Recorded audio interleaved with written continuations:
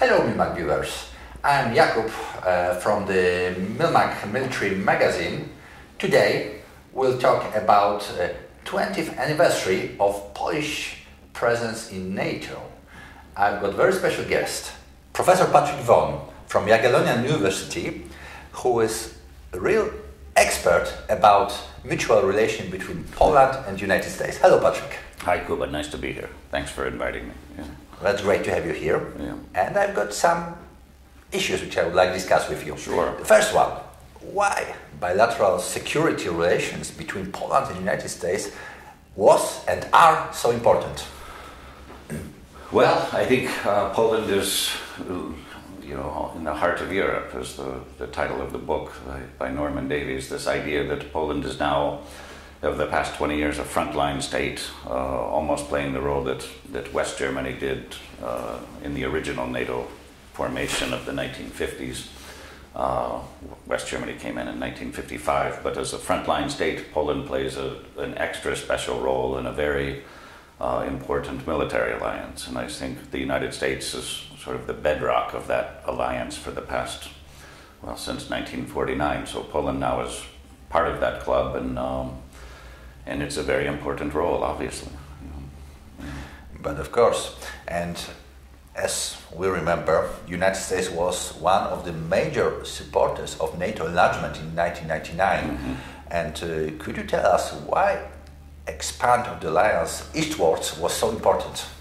Well, I think one of the things that your younger viewers might not remember, and I think this is largely a generational discussion in many ways. If you were born in 1900, just think of the world you had seen on your 50th birthday. You had seen 2 world wars.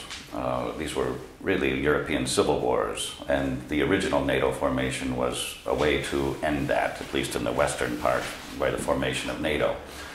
I think in 1990, these questions were very fluid, and Poland was at the very, very heart of this argument. When I was in college, the big book that really influenced me, at least in geopolitical thinking, was a work of fiction by Tom Clancy called Red Storm Rising, and it had this scenario of a terror attack in the Soviet Union decimating a refinery, and they wanted to go in to take the Persian Gulf, and to do that they had a feign attack in Germany, and it was a conventional war. But only 5 years later, after this novel came out, Poland was essentially in the West, but not officially in the West. So this argument beginning really in late 1989, early 90 was really important, and we can talk about that if you want. Yeah. So yeah. Yeah. I think it's a very interesting issue. If we look back through those 20 years, it's a huge amount of history, mutual history between Poland and US. For sure. As a NATO members, we shared the same effort. Mm-hmm. We took part in some operations in Kosovo, Mm-hmm. in Iraq, in Afghanistan.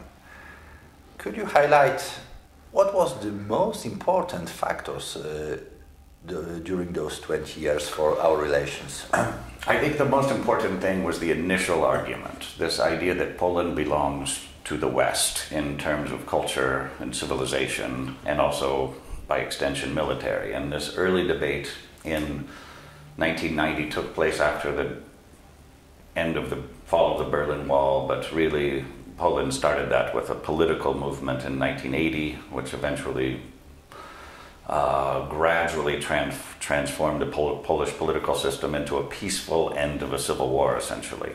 So the question in 1990 was, what now? And this question lingered out there throughout the early part of 1990. What is going to be the next step in this Cold War? The Soviet Union was in the midst of crumbling, and in the midst of this argument, the question began early on what to do about Germany, but also what to do about extending NATO eastward. And Poland was the key member of these 3 nations that would come in, but they were by far the most important, I think, just geopolitically and politically speaking, and also cultural speaking. The US and Poland always had a friendly and mutual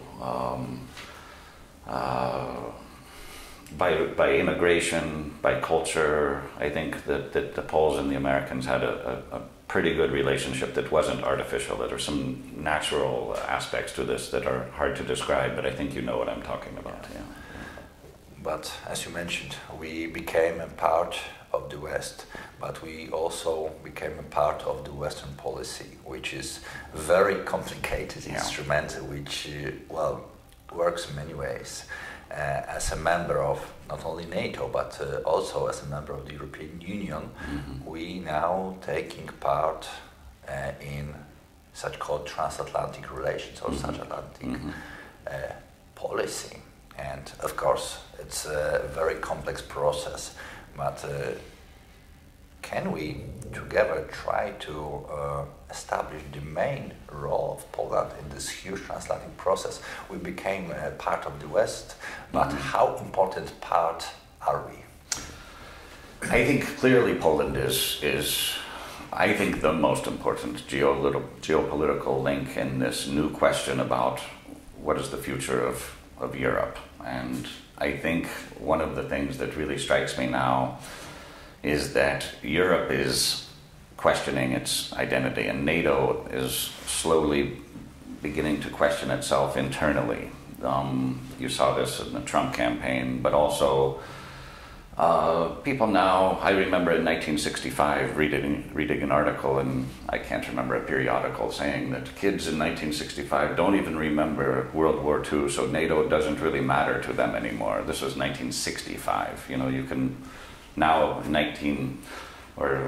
20 years after Poland joined NATO, this generation doesn't really have a clear memory of war or why Poland was so important in geopolitics in the 20th century. So it's really a new argument in some ways why NATO is important, and I think each generation has to reassess why, and I think now we're really in a difficult position. In the next 10, 15 years, we'll see what happens. Yeah. But, I have to agree with you that the current generation do not remember Second World War, but the current generation is the witness of the conflict in the Middle East, falling down of the Syria. They can see on their Twitters or other social medias what's going on the Crimea, on the Ukraine. Sure. So, of course, history had passed, but NATO and Poland and the US as I hope important NATO members had to deal with the new horizon, which should be, projected for the next 20 years. So maybe you could tell me what is, in your opinion, should be the most important in next 20 years of bilateral security relations with Poland and the United States? I know it's some kind of, mumbo jumbo. No, it's not. It's a good question, and it's a difficult question, and that's why I'm going to be a little bit circumspect in answering it. I think one of the fears that I have is that NATO has lost its concrete purpose that you saw in 1949. Really through the 1970s, this idea that Article 5 is clear. If there is a breach of the NATO frontiers, the US will back this with a nuclear strike. This was a sort of an unspoken guarantee, but it was a guarantee as a deterrent, a tripwire.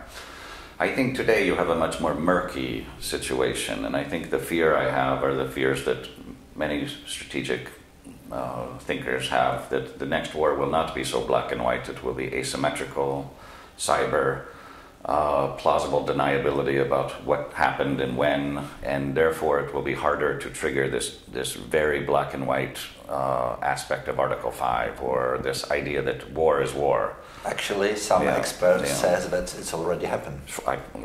It has happened, and we saw it in early part of the 2000s, and there's no address for this. There's no way to say that you did this and this is why we are going to respond to this. When it's murky and these are non-uniformed personnel, or it is through a computer, it's much harder to say NATO is going to strike here and this is why. It's much harder to do that, and I think for good reason.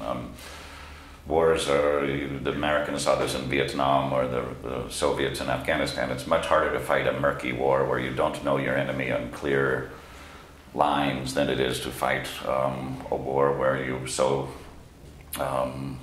know the rules, so to speak, right? But war is war, so yeah, it's not always clear. Yeah, so. Okay, Patrick, we are partners together, Poland and US, for last 20 years. How can you sum up the development of transatlantic relations between Poland and US? Once again, please highlight the most important factors. Well, if you look at the whole 20-year relationship, it really goes back, as I said, to 1990, when this whole idea of Poland joining NATO was into very difficult political question, and the fact that it was resolved really under the Clinton administration in the early 1990s that Poland would join. I think this is the most important step, that Poland is in this alliance. After that, things were murky, things were difficult, but the fact that Poland did join, was invited, and has 20 years later established itself as a key member of NATO is a success story in and of itself. I think you can imagine what the world would look like now if Poland was floating out there somewhere in the middle of Europe as it had in the early part of the 20th century. This was unacceptable to people that were advocating Poland's admission to NATO, and I think 20 years later they were proven right. There were a lot of people in the 1990s, very influential people, Thomas Friedman of the New York Times, John Lewis Gaddis, George Kennan, the father of containment, were against this idea, for the idea of provoking Russia.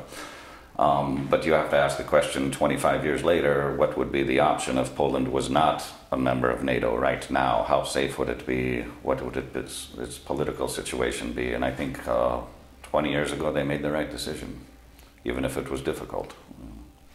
So, yeah. Summing up, building which was founded by Jan Nowak-Jeziorański and Zbigniew Brzeziński is, I think, well built. I think those two gentlemen were instrumental in this idea, trying to float this idea in the early 1990s in the middle of a war with Iraq in the Persian Gulf.